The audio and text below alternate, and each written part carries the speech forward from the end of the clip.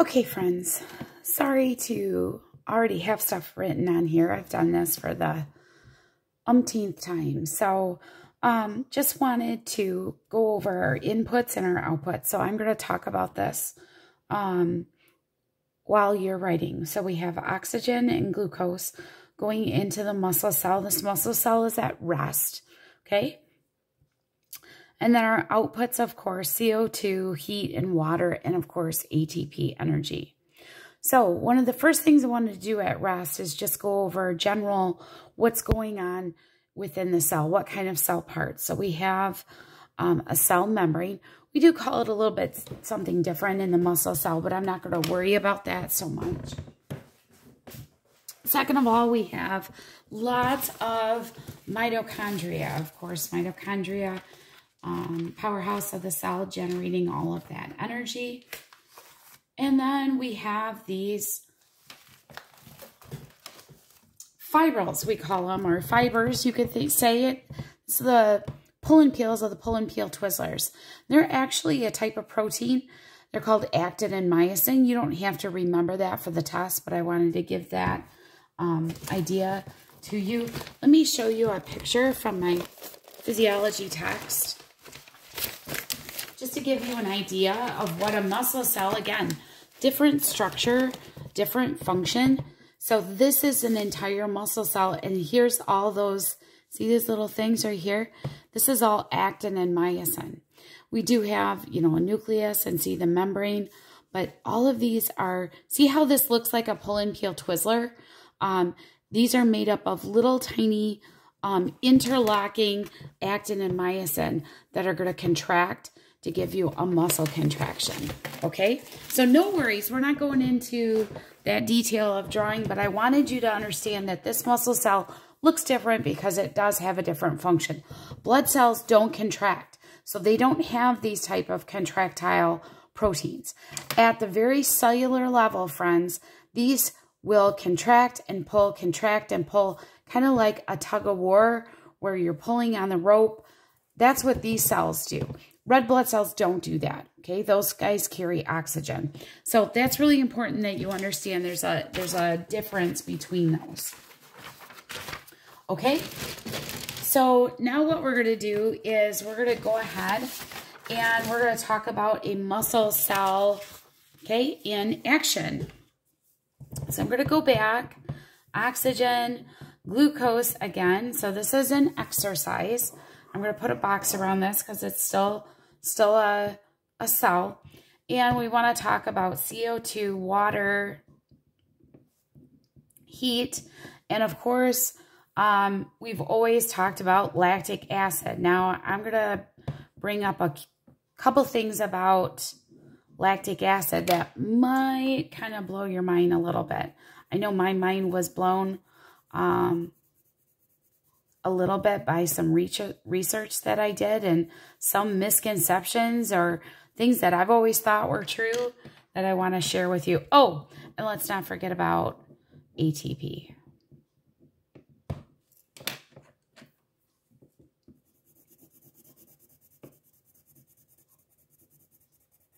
Okay, so let's talk about, so we've got these fibers. Every time they contract, they're using ATP. So as soon as I'm making the ATP from, of course, all the mitochondria that are here in the cell, that ATP, okay, is going back into the cell and actually being used to run these contractions. So our ATP used for contractions.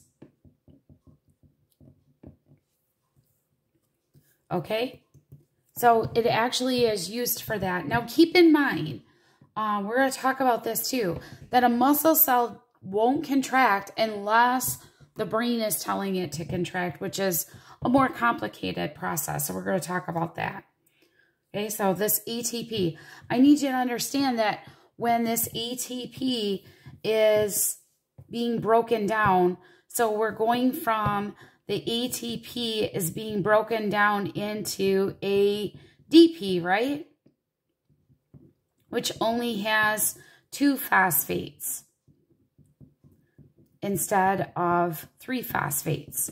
So keep in mind, we're going to talk about, the reason we're talking about this is we're talking about something called oxygen debt. Okay.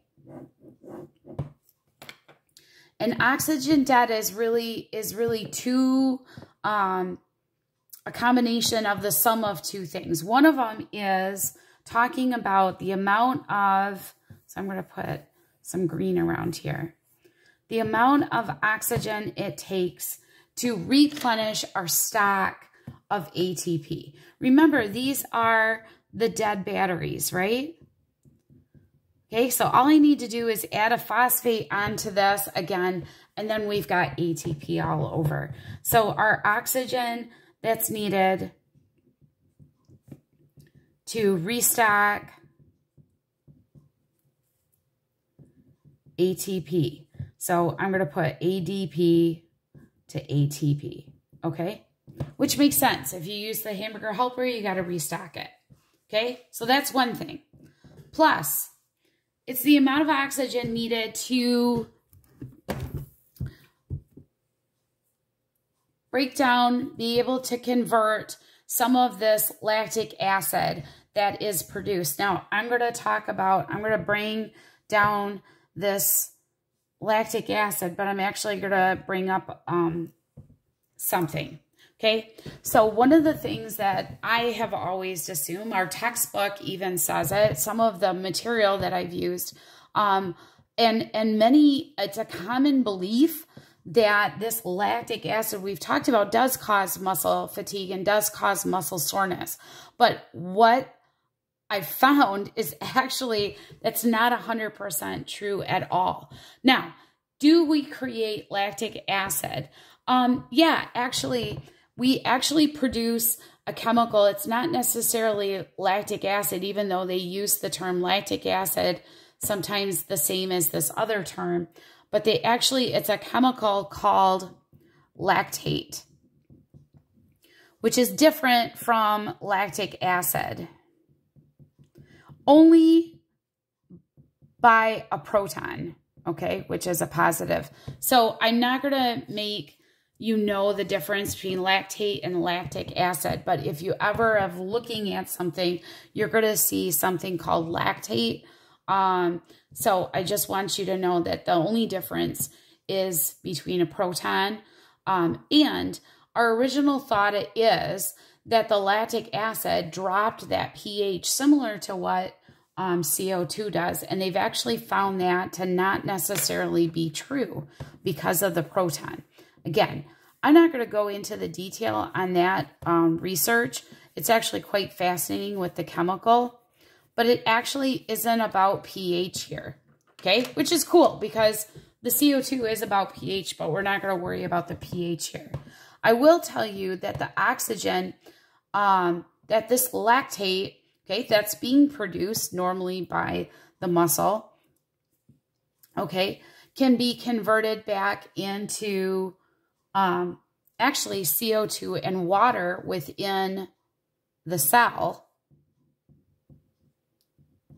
Keep in mind that the formula for lactate, which might make more sense for some of you, is C3H6O3, which looks a lot like C6H12O6, which is glucose. So it would be easy to convert this within the cell, okay, back to CO2 and water. Or this can be transferred into the bloodstream and head to another organ in our body that actually can break that lactate down and back into glucose. What? And that organ is called the liver. So I want you to draw it kind of like this. Yeah, liver. So if anyone eats liver and onions, yeah, that's that organ. It's actually the largest internal organ of the body, friends, and it is brown in color. This liver will convert, in the presence of oxygen, any lactic or lactate, okay, back into, and I'm just going to draw it back, glucose. Actually, the liver stores, can store glucose too for when we need it. So oxygen debt is the oxygen needed to convert lactate back to glucose. Can you see that all right? I know I'm using the word lactate. If you refer to it as lactic acid, it's okay. But I just wanted you to know there is a difference. For some of you, you like that detail, so I wanted to tell you. Is it still produced by lactic acid fermentation? Yeah, we can call it that. Okay, and it is produced by anaerobic respiration. Okay, friends. So glycolysis, pyruvate to that. So that has not changed at all. What has changed is the whole idea behind muscle fatigue. So muscle fatigue has always been blamed on lactic acid. Remember that muscle fatigue is about muscles not responding, right?